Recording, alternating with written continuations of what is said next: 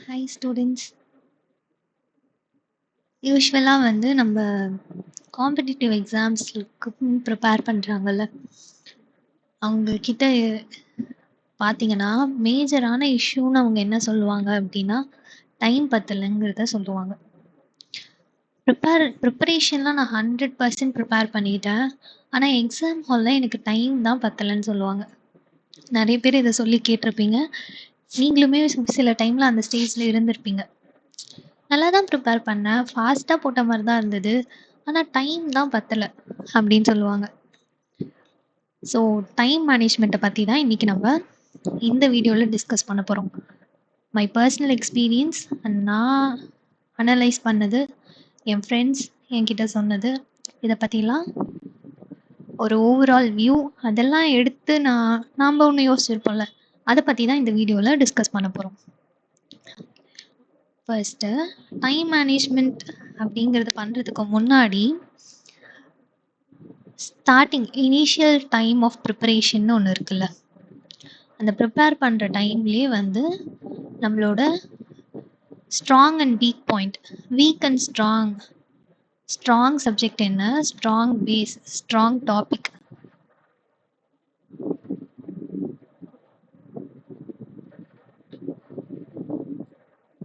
Strong and weak subjects இல்லைன்னா topic,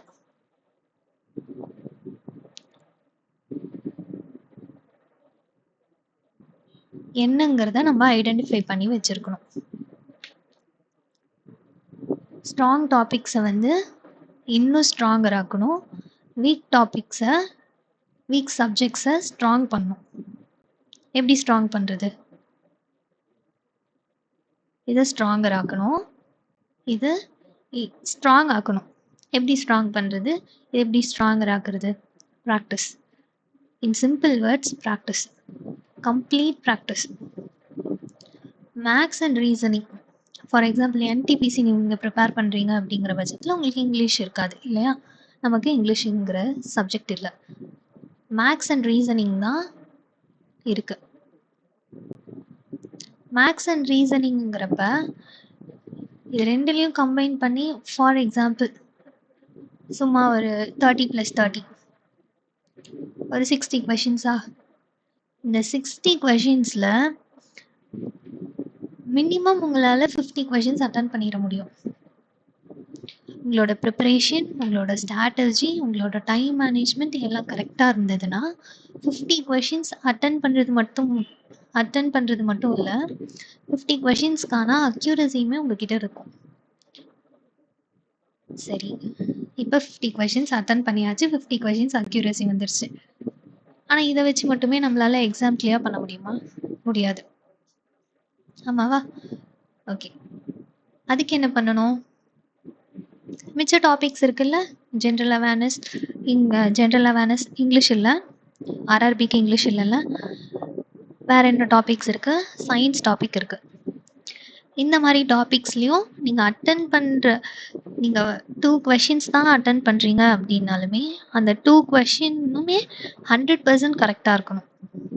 accuracy is more than important in competitive exam.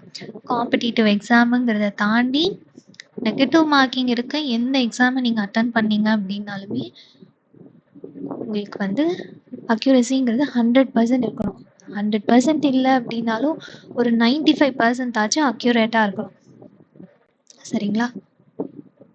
இப்போ time management பற்றி பேசிகிட்டு இருந்தோம்ல, time மேனேஜ்மெண்ட்டில் இப்போ வந்து எக்ஸாமுக்கு முன்னாடி இருந்தே இந்த டைம் மேனேஜ்மெண்ட், நீங்கள் எந்த டாபிக் வீக்காக இருக்கீங்க, எந்த டாபிக் ஸ்ட்ராங்காக இருக்கீங்க, அந்த டாப்பிக்கை இன்னும் ஸ்ட்ராங் பண்ண ரிப்பீட்டடான ப்ராக்டிஸ் தேவை.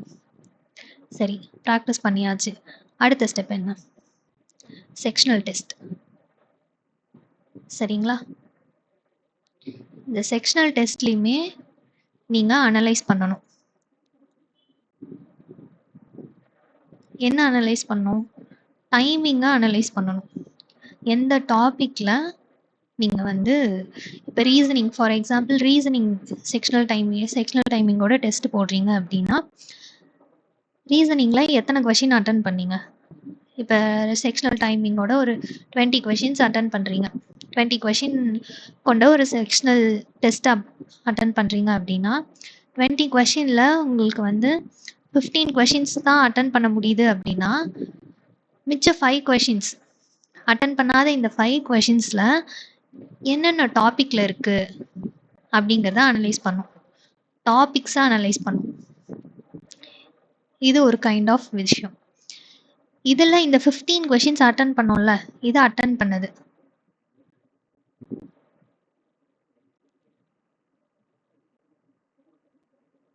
இது அட்டன் பண்ணாதது, மிஸ் பண்ணது, மிஸ்டு கொஷின். இந்த அட்டன் பண்ண கொஷின்ல சில விஷயங்களை அனலைஸ் பண்ணும். ஓவர் டைம் எந்தெந்த கொஷினுக்கு ஓவர் டைம் ஆகியிருக்கு, அது எந்த டாபிக், சரிங்களா? இந்த டாபிக்ஸை திரும்ப கவர் பண்ணும், ரீடூ பண்ணும். ப்ராக்டிஸையும் சரி டாபிக்ஸையும் சரி திரும்ப ரீடூ பண்ணி படிக்கணும். இந்த 5 கொஷின்ஸை மிஸ் பண்ணோமா, இந்த 5 கொஷின்ஸோட டாப்பிக்கையும் திரும்ப ரீடூ பண்ணும். இப்போ இந்த 50 கொஷின்ஸில் ஓவர் டைம் கொஷின்ஸை தான் நம்ம எடுத்திருக்கோம். இந்த 15 கொஷின்ஸில் ஒரு வேளை வந்து ஒரு 5 கொஷின்ஸ் தப்புன்னு வைங்க, 5 கியூஸ் வந்து மிஸ்டேக்கனாக இருக்கு, மிஸ்டேக் ஆயிடுச்சு. இந்த 5 கொஷின்ஸோட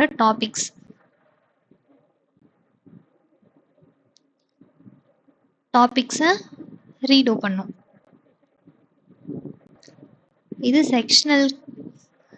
செக்ஷனல் டெஸ்ட்டுக்கு மட்டும் இல்லை, ஃபுல் மார்க் டெஸ்ட்டுக்குமே இதுதான் ஸ்ட்ராட்டஜி.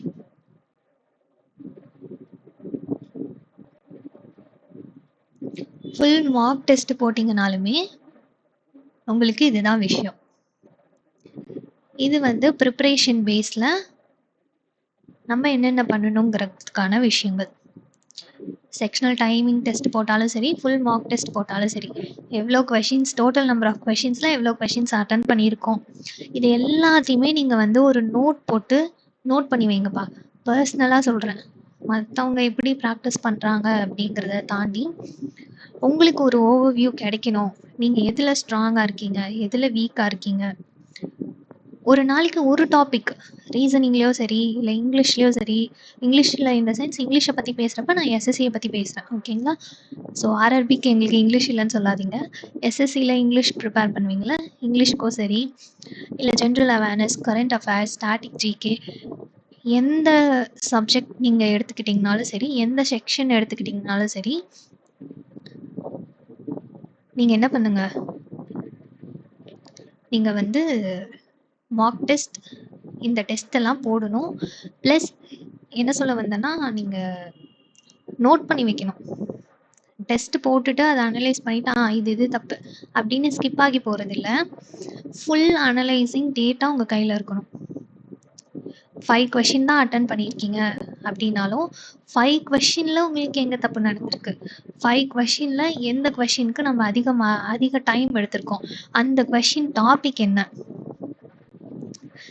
இங்கே நான் எழுதுறேன்.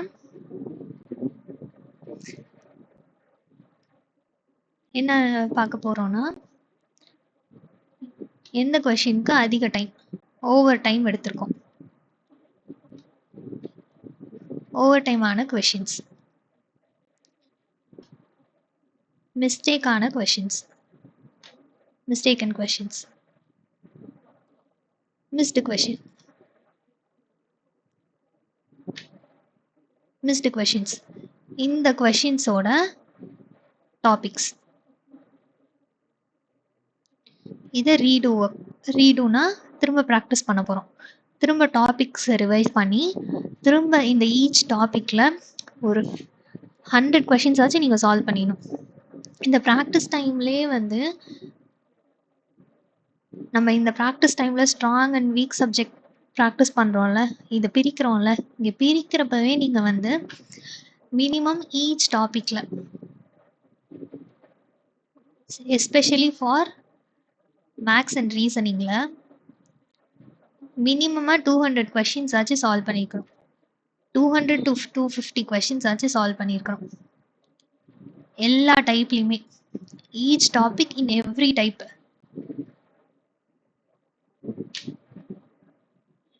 எல்லா டைப்லையுமே ஈச் அண்ட் எவ்ரி டைப்ல நீங்க மினிமமா 200 to 250 கொஸ்டின்ஸ் நீங்க ப்ராக்டிஸ் பண்ணியிருக்கணும். சிலபஸை கவர் பண்ணி ப்ராக்டிஸ் பண்றப்ப 200 to 250 கொஸ்டின்ஸ் நீங்க சால்வ் பண்ணிட்டு தான் நீங்க வந்து இந்த செக்ஷனல் டெஸ்ட்டுக்கோ இல்ல ஃபுல் மார்க் டெஸ்ட்டுக்குள்ளேயோ வர முடியும். அப்பதான் உங்களுக்கே ஒரு கான்ஃபிடன்ஸ் வரும். நீங்க எடுத்ததும் டாபிக் நான் சிலபஸ் கவர் பண்றேன், நான் எடுத்ததும் டெஸ்ட் போடுறேன், செக்ஷனல் டெஸ்ட் போடுறேன்னா ஒரு 2 to 3 கொஸ்டின்ஸ் தான் அட்டன் பண்ற மாதிரி இருக்கும். என்ன அவ்வளோதான், நமக்கு தெரியலையா அப்படிங்கிற மாதிரி ஆகிரும். அது ஒரு நெகட்டிவ் இம்பேக்ட் ஆகிரும். அதனால ஃபுல் சிலபஸை கவர் பண்ணிட்டு ஈச் டாபிக் நீங்க கவர் பண்றப்பவே ஈச் ஒரு 10 to 15 கொஸ்டின்ஸை கவர் பண்ணிட்டு வரலாம். சரிங்களா? இப்ப mark test is very important. ஏன் மார்க் டெஸ்ட்டை பத்தி பேசுறேன்னா விஷயம் இருக்கு. மார்க் டெஸ்ட் எந்த அளவுக்கு இம்பார்ட்டன்ட் அப்படின்னா, நான் ஒன்று சொல்றேன். நீங்க கண்டிப்பா வந்து மார்க் டெஸ்ட் எழுதாம, மார்க் டெஸ்டே போடாம உங்களால எக்ஸாமை கிளியர் பண்ண முடியுமா அப்படின்னா கண்டிப்பா உங்களால கிளியர் பண்ண முடியும். You can clear the exam. எந்த எக்ஸாம்? கட் ஆஃப் ரீச் பண்ண முடியும். You can clear first stage clear பண்ணிடலாம், செகண்ட் ஸ்டேஜை கூட நீங்கள் கிளியர் பண்ணிடலாம் மார்க் டெஸ்ட்டே போடாமல். ஆனால் ப்ராப்ளம் எங்கன்னா, நீங்கள் ஃபைனல் செலெக்ஷனுக்கு குவாலிஃபை ஆக மாட்டீங்க.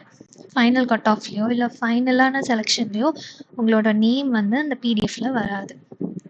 You will not be selected for the final exam. ஏன்னா எனக்கு தெரிஞ்ச ஒருத்தங்களே வந்து இந்த மாதிரி இருக்காங்க. அவங்க நிறைய படிச்சிருக்காங்க, வெரி வெல் டேலண்டட், எவ்வளோ எக்ஸாம்ஸ் கிளியர் பண்ணிட்டாங்க, ஸ்டில் கிளியர் பண்ணிட்டு இருக்காங்க. பட் வந்து மார்க் டெஸ்ட் எங்கே அவங்க லேக் ஆகுறாங்க அப்படின்னு பார்த்தா, ஆனால் ஃபைனல் இதில் செலக்ட் ஆகலை, அந்த கட் ஆஃப் ரீச் பண்ண முடியல. டயர் 1 கிளியர் ஆகுது, டயர் 2 அட்டென்ட் பண்ணுறாங்க, ஃபைனல் கட் ஆஃபில் ரீச் பண்ண முடியல. எங்கே லேக் ஆகுறாங்கன்னா, இந்த மார்க் டெஸ்ட்டை அவங்க அட்டன் பண்ணுறதே இல்லை, பண்ணவும் மாட்டேங்கிறாங்க. ஓகே, மார்க் டெஸ்ட்டில் எப்படி அட்டன் பண்ணுறது? மார்க் டெஸ்ட்டுங்கிறது மெயின் எக்ஸாமோட ஒரு ட்ரையல் தான் வந்து மார்க் டெஸ்ட். இந்த மார்க் டெஸ்ட்டை நீங்கள் எப்படி அட்டன் பண்ணி எந்த டைப்பில் நீங்கள் டைம் மேனேஜ்மெண்ட் பண்ணுறீங்களோ அதை தான் எடுத்துகிட்டு போய் மெயின் எக்ஸாமில் இம்ப்ளிமெண்ட் பண்ண போகிறோம்.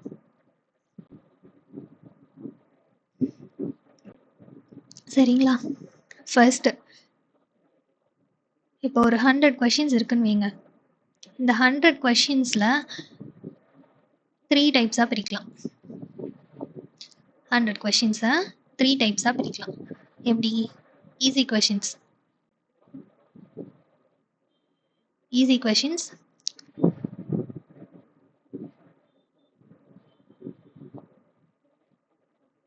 மீடியம் லெவல் கொஷின்ஸ்,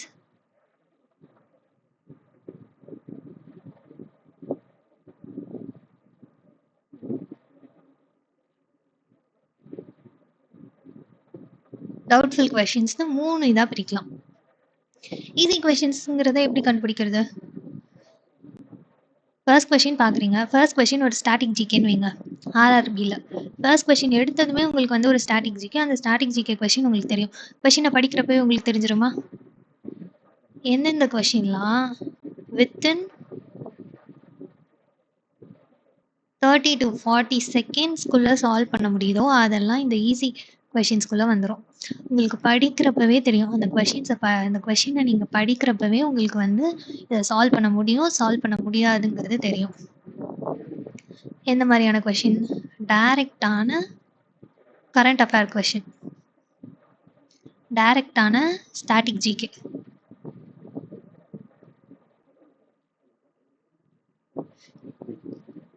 இந்த கொஷின்ஸ் எல்லாம் உங்களுக்கு படித்தாலே தெரிஞ்சிடும்.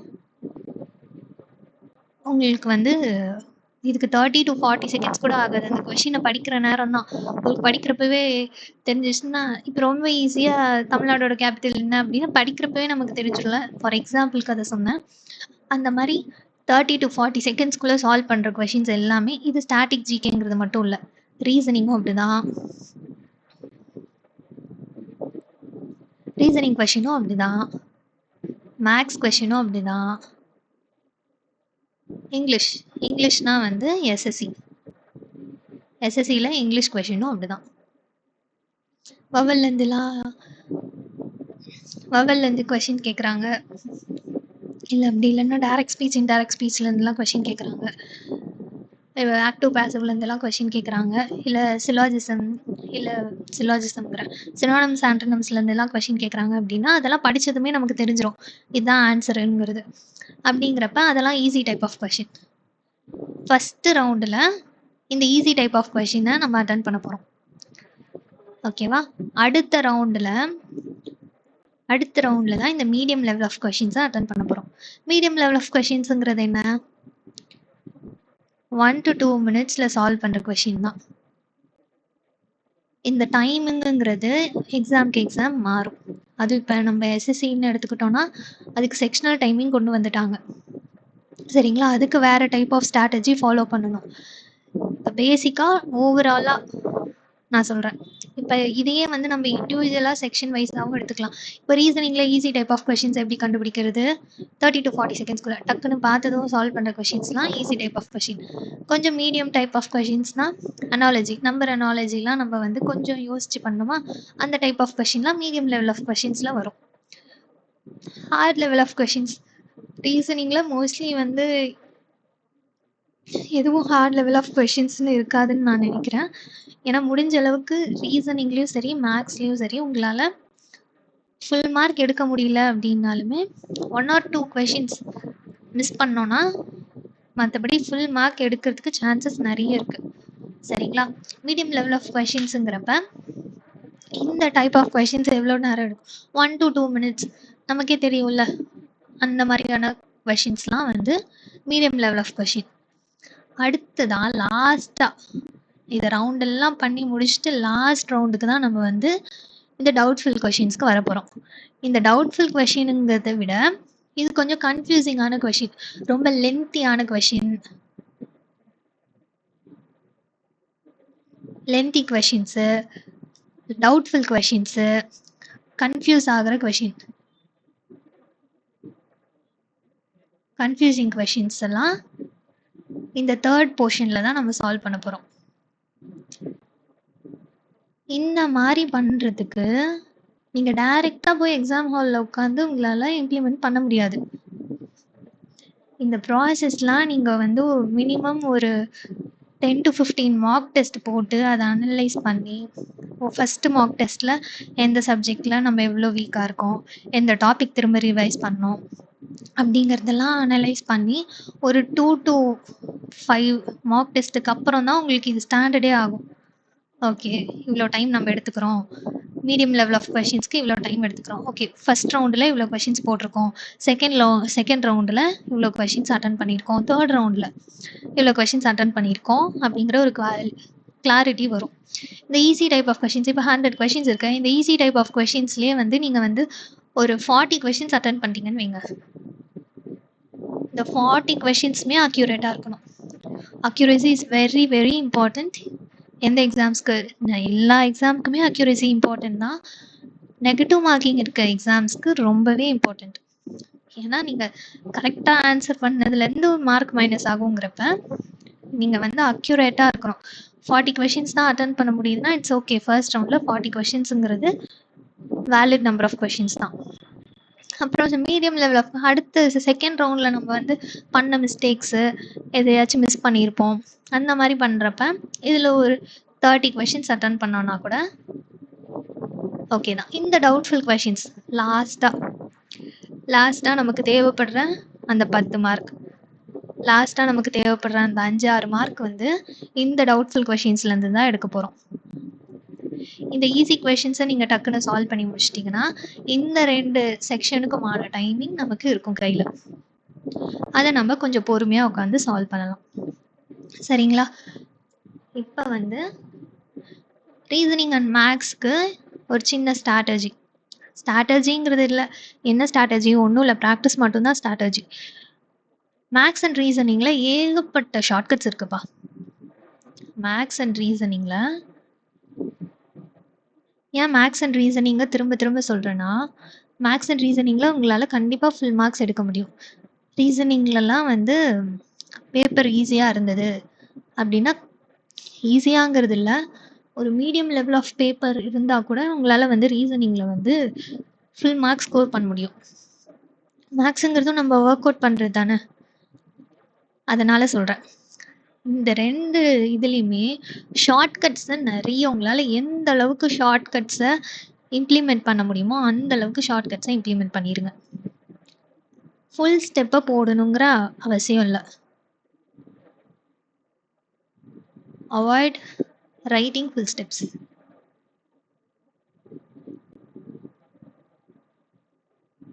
ஃபுல் ஸ்டெப்ஸ இது பண்றத அவாய்ட் பண்ணிருங்க.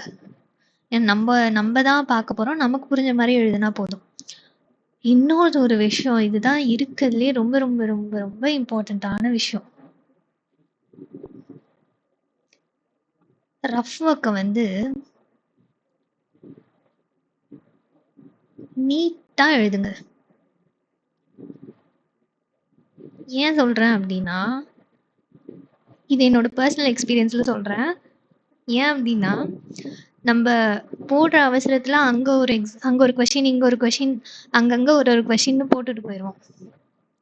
இஃப் சப்போஸ் நம்ம சால்வ் பண்ணிட்டு இருக்கப்ப, ஆப்ஷன பார்க்குறப்ப நம்ம சால்வ் பண்ற ஆன்சர் நமக்கு வந்த ஆன்சர் அங்க இல்லங்கிறப்ப, அப்ப கால்குலேஷன்ல தான் ஏதோ தப்பு பண்ணியிருக்கோம்னு அர்த்தமா? ஆமாவா? அந்த மாரி டைம்ல நீங்க அத மார்க் ஃபார் ரிவ்யூவோ இல்ல அத ஓகே வெயிட்டிங் லிஸ்ட்ல வச்சுட்டு நீங்க திரும்ப மத்த சம்ஸ சால்வ் பண்ணிட்டு இங்க வந்து பார்க்குறப்ப, உங்களால ரஃப் பேப்பர்ல அந்த கொஸ்டின தேட முடியாது. அது ரொம்ப பெரிய டென்ஷன் ஆயிரும். நிஜமாவே இது என்னோட பெர்சனல் எக்ஸ்பீரியன்ஸ்ல சொல்றேன். அந்த சம்ம சால்வ் பண்ணிடலாம். ஆனா ஏதோ ஒரு பதட்டத்துல நம்ம வந்து ஏதோ ஒரு சின்ன தப்பு தான் பண்ணியிருப்போம். நீங்க மத்த சம்மெல்லாம் சால்வ் பண்ணிட்டு திரும்ப வந்து இத அட்டெண்ட் பண்ணலாம். இந்த ரஃப் ஒர்க்க நீங்க தேடுனீங்கன்னா, உங்களால கண்டுபிடிக்க முடியாது. ரஃப் ஒர்க்க தேடுறோங்கிறத தாண்டி, நீங்க அட்டெண்ட் பண்ண கொஸ்டின்ஸ திரும்ப ஒரு டைம் வந்து திரும்ப ஒரு டைம் நீங்க வந்து செக் பண்ற அளவுக்கான டைமிங் உங்ககிட்ட இருக்கணும். அதுக்கு தான் easy, medium, hard and doubtful level of கொஸ்டின்ஸ்ன்னு அந்த கொஸ்டின் பேப்பரையே பிரிக்க சொல்றது. சரிங்களா? இப்ப 40+30 கொஸ்டின்ஸ நீங்க கன்ஃபார்மா அக்யூரேட்டா முடிச்சிட்டீங்கங்கிறத வைங்க. உங்களால வந்து ஓகே இவ்ளோ மார்க் நமக்கு வரும் அப்படிங்கிறது நம்மளுக்கே வந்து ஒரு கான்ஃபிடன்ஸ் இருக்கும்.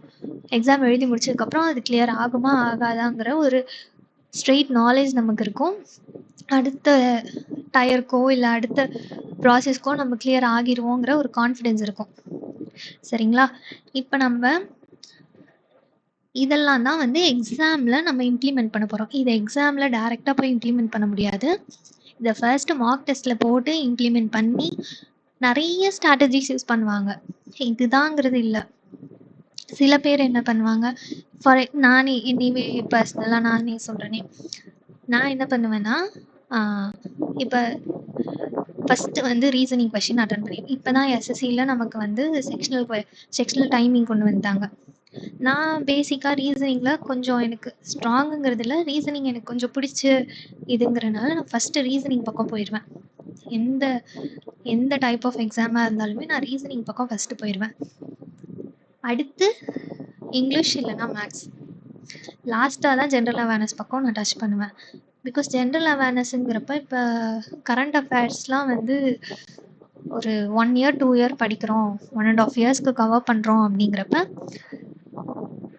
சில மிஸ்டேக்ஸ் ஆகிறதுக்கு வாய்ப்பு இருக்கு. அது நம்ம படிச்சு தெரிஞ்சா அட்டன் பண்ண போறோம், தெரியலன்னா விட்டுற போறோம்.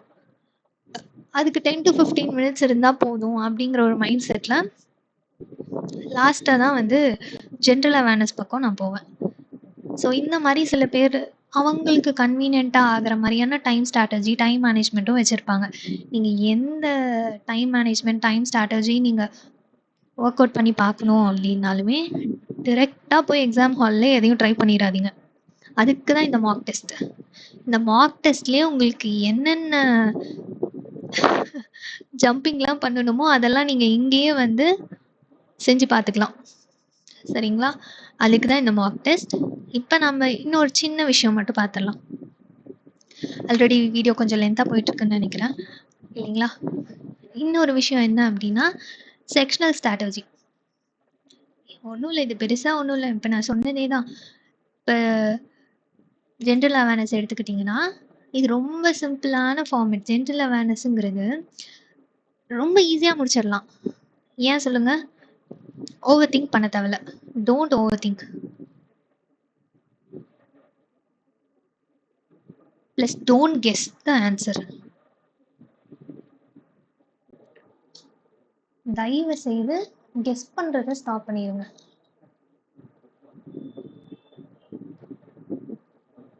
கெஸ் பண்ணி இதுவாக இருக்குமா அப்படிங்கிறத போடாதீங்க. எப்போ கெஸ் பண்ணலாங்கிறத நான் சொல்கிறேன். சரிங்களா? கெஸ் பண்ணி போடாதீங்க. அடுத்து என்ன? அடுத்த சப்ஜெக்ட் என்ன? மேக்ஸ் எடுத்துக்கலாமா? மேக்ஸில் லென்த்தி கொஷின்ஸை lengthy question plus lengthy questions and confusing கொஷின்ஸை ஸ்கிப் பண்ணிடுங்க. ஸ்கிப் பண்ணிடுங்கன்னா நீங்கள் அப்படியே ஸ்கிப் பண்ணிட்டு போயிடக்கூடாது. ஸ்கிப் பண்ணுங்கன்னா கடைசியில் திரும்ப அதை ரீவிசிட் பண்ணுறதுக்கு எடுத்து வச்சுருக்கணும். ஸ்கிப் பண்ண சொல்லிட்டாங்கன்னு ஸ்கிப் பண்ணிடுறது இல்லை. லென்த்தி கொஷின்ஸை இப்போதைக்கு ஸ்கிப் பண்ணிவிட்டு லாஸ்ட்டாக வந்து நம்ம அட்டன் பண்ண போகிறோம். அதுக்காக எடுத்து வைக்கணும். மேக்ஸ்க்கான ஸ்ட்ராட்டஜிங்கிறது இது.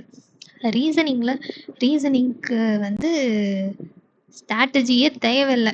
நீங்கள் ஃபுல் ப்ராக்டிஸில் இருந்தீங்கன்னா 100% நீங்கள் ஃபுல் மார்க்கே எடுத்துடலாம். அதுவும் என்டிபிசி ஆர்ஆர்பிலெல்லாம் வந்து லட்டு சாப்பிட்ற மாதிரி கண்டிப்பாக நீங்கள் ஃபுல் மார்க் எடுத்துடலாம். கொஞ்சம் ஒரு கொஷின் மேபி ஒரு கொஷின் 2 கொஷின் கொஞ்சம் ஏதாவது கால்குலேஷனில் ஏதாவது குட்டி தப்பு ஏதாவது பண்ணிட்டீங்க, ப்ளஸுக்கு பதிலாக மைனஸ் போட்டுட்டீங்க, இல்லை மைனஸ் தான் போட்டிருப்பீங்க ஆனால் ப்ளஸ் பண்ணியிருப்பீங்க. இந்த மாதிரி ஏதாவது சின்ன கேர்லெஸ் மிஸ்டேக்னா ஒரு கொஷின் 2 கொஷின் தப்பாகலாம். மற்றபடி ரீசனிங் வந்து ஈஸியாக அட்டன் பண்ணிடலாம். இஃப் சப்போஸ் இங்கிலீஷுங்கிறத பார்த்தினா எஸ்எஸ்சியில் இங்கிலீஷும் அப்படி தான். மோஸ்ட்லி உங்களுக்கு இங்கிலீஷில் தெரியாதது என்னவா இருக்க போகுது? கிராமரை கவர் பண்ணிட்டோம்னாலே பாதி வேலை இங்கிலீஷில் முடிஞ்சுது. ஆமாங்களா? நவுனு, அட்வர்பு, வெர்பு இதெல்லாம் கவர் பண்ணிட்டு வரப்பவே அந்தந்த டாபிக்ஸ்க்கு ஏற்ற மாதிரி எரர் ஸ்பாட்டிங் போட்டுட்டு வந்துட்டிங்கன்னா அதுலேயே வந்து உங்களுக்கு இங்கிலீஷ் பாதி இது கவர் ஆகிடுது.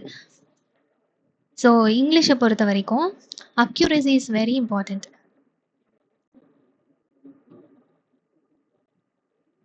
அக்யூரசி தான் ஃபஸ்ட்டு, ஸ்பீடெல்லாம் நெக்ஸ்ட்டு தான். அக்யூரசி கரெக்டாக இருக்கிறதுக்கு என்ன பண்ணணும்? கோர் சப்ஜெக்டை கரெக்டாக படிச்சிருக்கணும். கோர் சப்ஜெக்ட் நாலேஜ் இருக்கணும்.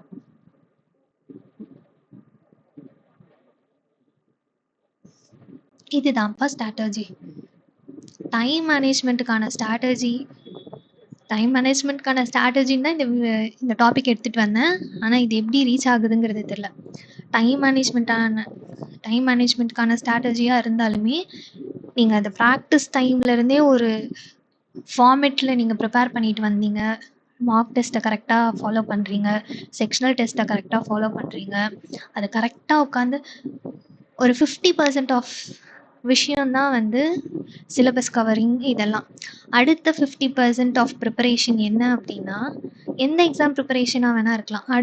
என்னை பொறுத்த வரைக்கும் அடுத்த 50% ஆஃப் எக்ஸாம் ப்ரிப்பரேஷன் என்ன அப்படிங்கிறதுனா நீங்கள் எந்த அளவுக்கு வந்து டெஸ்ட்டு அட்டன் பண்ணுறீங்க, அந்த டெஸ்ட்டை எந்த அளவுக்கு உட்காந்து அனலைஸ் பண்ணுறீங்கங்கிறது. ஈச் நூக் அண்ட் கார்னர் ஒரு சின்ன விஷயத்தையுமே நீங்கள் நோட் பண்ணி அதுக்கான எஃபர்ட்ஸ் போடலாம். இப்போ நான் முன்னாடி சொன்னேன்ல,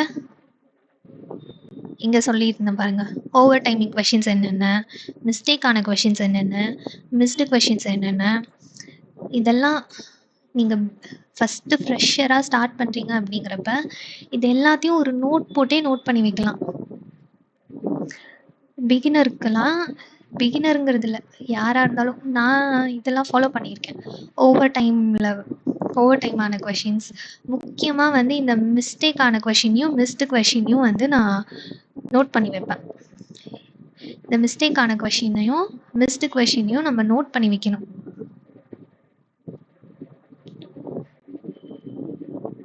இதை எப்போ ரிவைஸ் பண்றது?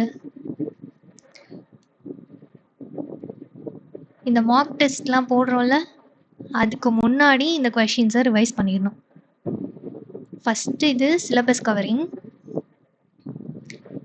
சிலபஸை கவர் பண்ணிடணும். அடுத்தது ப்ராக்டிஸ்.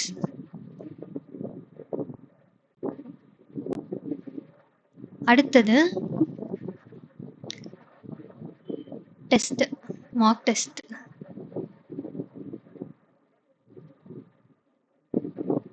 அடுத்தது analysing everything.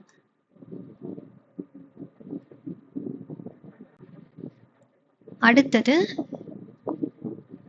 Revision, revision, revision, full revision. இதுதான்ப்பா ஸ்ட்ராட்டஜி. இந்த அனலைசிங் விஷயங்களை தான் பற்றி இப்போ டிஸ்கஸ் பண்ணது. இந்த அனலைசிங் வந்து கரெக்டாக இருந்தது அப்படின்னா உங்களால் எக்ஸாமில் டைம் மேனேஜ்மெண்ட் ஈஸியாக பண்ண முடியும். ஸோ இந்த மாதிரி அனலைஸ் பண்ணுங்கள். எப்போவும் கிளாஸை பற்றி நம்ம பேசிகிட்டு இருப்போம். இன்றைக்கி புதுசாக ஒரு ஜென்ரல் டிஸ்கஷன் மாதிரி எடுத்துகிட்டு வரணும்னு நினச்சேன். இந்த வீடியோ உங்களுக்கு யூஸ்ஃபுல்லாக இருந்திருக்கும்னு நினைக்கிறேன். இது யூஸ்ஃபுல்லாக இருந்ததா இல்லையா அப்படிங்கிறத கமெண்ட் பண்ணுங்கள். எந்த அளவுக்கு யூஸ்ஃபுல்லாக இருந்ததுங்கிறதும் கமெண்ட் பண்ணுங்கள். இந்த டைப்பில் இந்த மாதிரி நீங்கள் ஒர்க் அவுட் பண்ணி பாருங்கள். சரிங்களா? நீங்கள் வந்து மார்க் டெஸ்ட் போடுறப்போ, இல்லை செக்ஷனல் டெஸ்ட் போடுறப்போ, இல்லை டாபிக் வைஸ் டெஸ்ட் போடுறப்போ நீங்கள் இந்த மாதிரி விஷயங்களை ஃபாலோ பண்ணலாம். ஈஸி கொஷின்ஸை ஃபஸ்ட்டு அட்டன் பண்ணிவிட்டு, ஈஸி கொஷின்ஸ் இந்த சென்ஸ் பார்த்ததுமே உங்களால் அட்டன் பண்ணுற கொஷின்ஸ் அட்டன் பண்ணிவிட்டு, அடுத்து கொஞ்சம் டைம் கன்சியூமிங்கான கொஷின்ஸை செகண்டாக அட்டன் பண்ணிவிட்டு, அடுத்து லாஸ்ட்டாக வந்து டவுட்ஃபுல்லாக இருக்க திஸ் ஆர் தட்டுன்னு இருக்க கொஷின்ஸு, இல்லை லென்த்தி கொஷின்ஸை லாஸ்ட்டில் அட்டன் பண்ணுறது. இந்த ஸ்ட்ராட்டஜி வந்து எல்லா டைப் ஆஃப் கொஷின்ஸ்க்குமே அப்ளை பண்ணலாம். இந்த டைப்பு, இந்த ஈஸி, மீடியம், ஹார்டு, செக்ஷனல் டெஸ்ட்டுக்கு, ஃபுல் டெஸ்ட்டுக்கு, மார்க் டெஸ்ட்டுக்கு, இல்லை டாபிக் வைஸ் டெஸ்ட்டு கூட நீங்கள் இதை அப்ளை பண்ணி பார்க்கலாம். சரிங்களா? ஓகே. தென் இந்த சொன்ன மாதிரி இந்த வீடியோ யூஸ்ஃபுல்லாக இருந்திருக்கும்னு நினைக்கிறேன். ஏதாவது சஜஷன்ஸ் இருந்தால் கமெண்ட் பண்ணுங்கள். யூஸ்ஃபுல்லாக இருந்ததா இல்லையாங்கிறதும் சொல்லுங்கள். நம்ம ஏதாவது ஆல்ட்ரு பண்ணணும், இல்லை இந்த விஷயங்களை பற்றி பேசுங்க. இது எப்படின்னு தெரியணும், இந்த எக்ஸாமுக்கு எப்படி ப்ரிப்பேர் பண்ணுறது, எஸ்எஸ்சி தாண்டி சில எக்ஸாம்ஸ் இருக்குங்கிறத சொன்னோம்ல, அந்த சில எக்ஸாம்ஸுக்கெலாம் எப்படி ப்ரிப்பேர் பண்ணுறது. முன்னாடி நம்ம எஸ்எஸ்சியில் இப்போ தான் டைமிங் கொண்டு வந்திருக்காங்க. ஐபிபிஎஸ் கண்டக்ட் பண்ணுற எக்ஸாம்ஸ்லாம் சிலது இருக்குது. நம்ம எஃப்சிஐலாம் பார்த்தோம்ல, அந்த மாதிரி எஃப்சிஐ கொஷின்ஸ்க்கு எஃப்சிஐ இஎஸ்ஐசின்லாம் இருக்கும். அந்த மாதிரி சில செக்டாரில் நடத்துகிற கொஷின் பேப்பர் வந்து ஐபிபிஎஸ் கண்டக்ட் பண்ணுவாங்க. அந்த மாதிரி ஐபிபிஎஸ் கண்டக்ட் பண்ணுறாங்கங்கிறப்ப அதுலலாம் செக்ஷனல் டைமிங் இருக்கும். இன்ஃபேக்ட் இஎஸ்ஐசி எக்ஸாம் ஸ்டெனோகிராஃபர் அந்த மாதிரி சில இதுக்கு எக்ஸாம் நடக்கும். அந்த எக்ஸாமுக்கு வந்து செக்ஷனல் கட் ஆஃபே இருக்கும். ஓகேங்களா? அப்படிங்கிறப்ப டைம் மேனேஜ்மெண்ட்டுங்கிறது ரொம்ப ரொம்ப முக்கியம். நீங்கள் எந்த எக்ஸாமுக்கு வேணால் எப்படி வேணால் ப்ரிப்பேர் பண்ணலான்னா ஒரு எக்ஸாமுக்குமான ஒவ்வொரு ப்ரிப்பரேஷன் ஸ்ட்ராட்டஜிங்கிறது எப்படி இருக்கோ அதே போல் டைம் மேனேஜ்மெண்ட்டுங்கிறதும் இருக்குது. சரிங்களா? இது அந்தந்த எக்ஸாமுக்கு ஏற்ற மாதிரி நீங்கள் மார்க் டெஸ்ட்டில் ஒரு டைம் ரிஹர்சல் பண்ணிவிட்டு, ஒரு டைம் இல்லை, நீங்கள் பண்ணுற எல்லா மார்க் டெஸ்ட், நீங்கள் பார்க்குற எல்லா மார்க் டெஸ்ட்லேயும் என்ன பண்ணணும், போன டைம் இப்படி பண்ணோம், இந்த டைம் இந்த மாதிரி அட்டன் பண்ணி பார்ப்போம் அப்படிங்கிற ஒரு விஷயங்களை நீங்கள் வந்து எக்ஸ்பீரியன்ஸ் பண்ணலாம் மார்க் டெஸ்ட்டில். மார்க் டெஸ்ட்டோட ஸ்பெஷாலிட்டியே அதுதான். இந்த டைம் வந்து ரீசனிங்லேருந்து ஸ்டார்ட் பண்ணேன், அடுத்த டைம் வந்து நம்ம மேக்ஸ்லேருந்து ஸ்டார்ட் பண்ணலாம், இல்லை ஜென்ரல் அவேர்னஸ்லேருந்து ஸ்டார்ட் பண்ணலாம் அப்படிங்கிற ஒரு இதை நீங்கள் எடுக்க முடியும். Okay, all the best for exams. Thank you.